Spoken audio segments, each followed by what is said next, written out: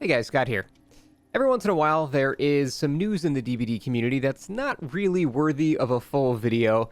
So instead of just dedicating a video to that, I thought I would do something like this, where it's just sort of a summary of random things that have happened in the DBD community this week, be it patch notes from the devs that are very minor, or just little things that have happened in my games and other games that I've seen, just little things that are not important enough for a dedicated video that I thought, you know what, once a week, let's just collect a bunch of this stuff and throw it together. So this is what that is. I was going to call it This Week in the Fog, but anytime I say in the fog, I just internally cringe. I can't do it. I just can't do it, man. I can't get on the train of calling things like in the fog. See you in the fog. I just can't do it.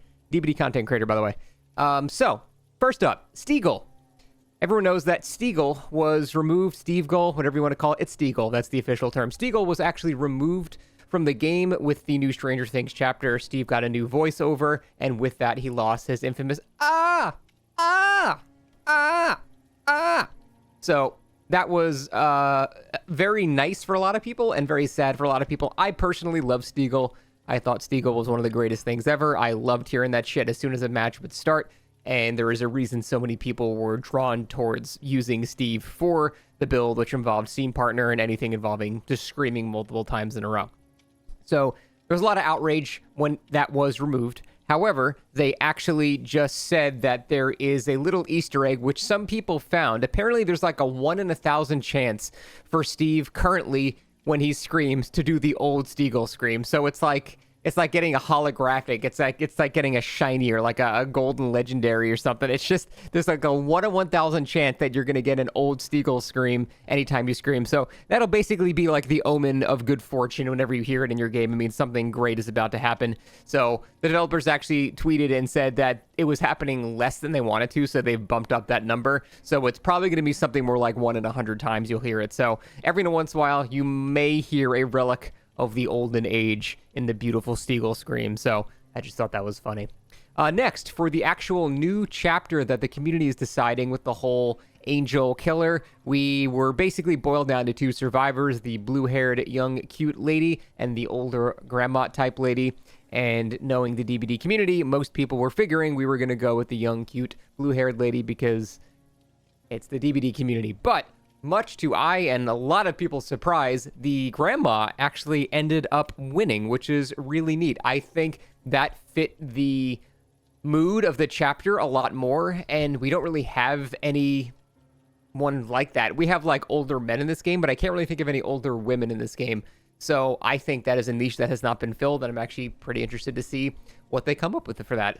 I don't really care too much about survivor skins in general, but I do think it's kind of nice that the generic thing that we all thought was going to win didn't win. It shows there is some hope amongst people in this community that are not just hopelessly, I don't know. I don't know what it is. This is a horny ass community, man. So it was just very nice to see that the actual grandma won. I don't know why I keep calling her a grandma.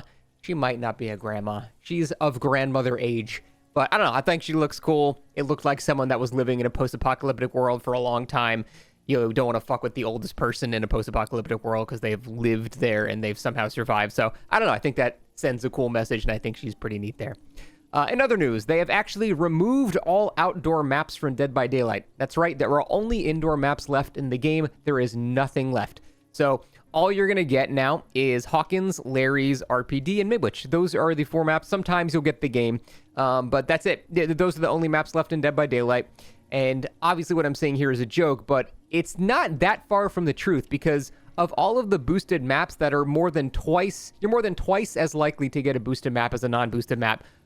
Every indoor map is in here, which means like 4 out of 6 of the out of the boosted maps are indoor maps, meaning like 1 in 3 of your games is going to be some indoor map, which, as most people can tell you if they've played DBD more than 20 seconds and they don't only play stealth killers, sucks. Indoor maps just suck for like most killers in the game. Honestly, most survivors don't even like them. I get there's some people that are like, oh, RPD, Resident Evil, blah, blah, that's cool. And, you know, for that, it's fine, like walking through the locations you've been through before. But who the hell likes Larry's, man? I unless you're Survivor. Honestly, Larry's on Survivor can spawn the most insane window setups I've ever seen in my life. So basically, everyone should just be upset because they are only boosting like the worst maps. I would actually queue into a mode that was just only McMillan, Autohaven, and Farm. just that was the cue. It's just the OG realms. Just send me on those every game. I'd be so happy. But no, it seems like every other game is on an indoor map because these maps are boosted, and I just don't know why they do that. Every single indoor map is boosted, I think, except RPD. So that just means the majority of the boosted maps are going to be your indoor maps, so you're going to see indoor maps almost every game. And if you're playing a killer that requires, I don't know, line of sight at any point, you're just going to have a bad time. So this is a reason for a lot of frustrations right now, and I have just never liked indoor maps. I've ranted about them in several videos, so yeah, that's unfortunately not changing. It seems like these have been the same boosted maps for like months now. I don't even know what the point of this system is. I don't know what the point of boosted maps are anymore, especially since map offerings don't really do anything anymore, and there's separate new map queues, apparently, sometimes, maybe only one time, even though they said they do multiple times. I think the whole idea of boosting maps is very dumb, unless it's a new map specifically. I don't know why they do this, especially they picked like all the worst maps in the game. And it's funny, one of the outdoor maps that is boosted is Badham Preschool, which is really just 3 indoor maps connected by a street. If you really think about it, most of the gameplay in Badham Preschool takes place either in the school itself, the 2-story building, or the basement building, or the shack. You're basically indoors 90% of the time you're on that map, which is why, again, it's so terrible for killer. So, yeah, not too happy about that. Very frustrating to play on. Behaviors actually said that they have fixed the Deathslinger Cockslinger glitch, I guess if you want to call it that, for probably, what, the 5th time now. I have not had any confirmation that this is actually fixed. For those who don't know, there's a bug that causes the Deathslinger to randomly just shoot his harpoon out of his dick with no animation. He just walks next to you, harpoon just shoots out of his dick, and you just get reeled with 0 chance to react to it. It's very fun. They have said that they have fixed this bug, no joke, 5 times now. It is 5 separate times they have said they have fixed this bug. This time they included the word tentatively, which is good to indicate that it leaves some room for error, I guess. So it's very possible that it's still completely fucked. I don't know what about it is so hard to fix, but let me know if you guys see any cockslingers around. I haven't seen any deathslingers yet, but overall, yeah. Vecna's pick rate for a new character is actually not super high, kind of between 12 and 13%, which is usually when we have like a crazy new chapter, like, you know, with Wesker or Springtrap, you know, it was like upwards of 25%. So this is kind of going along with what I thought would happen. Vecna, the new Vecna, is not a particularly easy to killer to get into. His skill floor is kind of high. Like, if you aren't able to aim your shots, he is a terrible killer. He is so bad. And I have never seen so many killers disconnect as people trying to learn the new Vecna. I played Survivor yesterday, and like almost every Vecna disconnected because they just weren't able to hit their shots. And this is really what I thought was going to happen, because you have a scenario where there's a killer with a pretty high skill floor, and then once you get over that skill floor, he's an absolute monster. But I think the majority of people in this game are just simply not good at it, which is fine. And that means they're not going to dedicate the time to getting really good at this killer. So I think the pick rate has actually gone down a lot. I'm seeing way less Vecnas than just even a week ago. So I kind of figured this would happen, and it seems like it's happening. Maybe it's just me anecdotally, but I think I encountered like 2 Vecnas since he came out so far. So overall, it's been kind of light on there, and I do think it's because of how kind of difficult he is to play. And he's not incredibly hard to master once you get over that hump. But yeah, a lot of people are not going to dedicate the time to it, and it's a shame because I do think the killer's pretty fun on both sides. But on the other hand, we still have people leaving pretty frequently against this killer. We're already having the I don't want to play against this disconnects happening.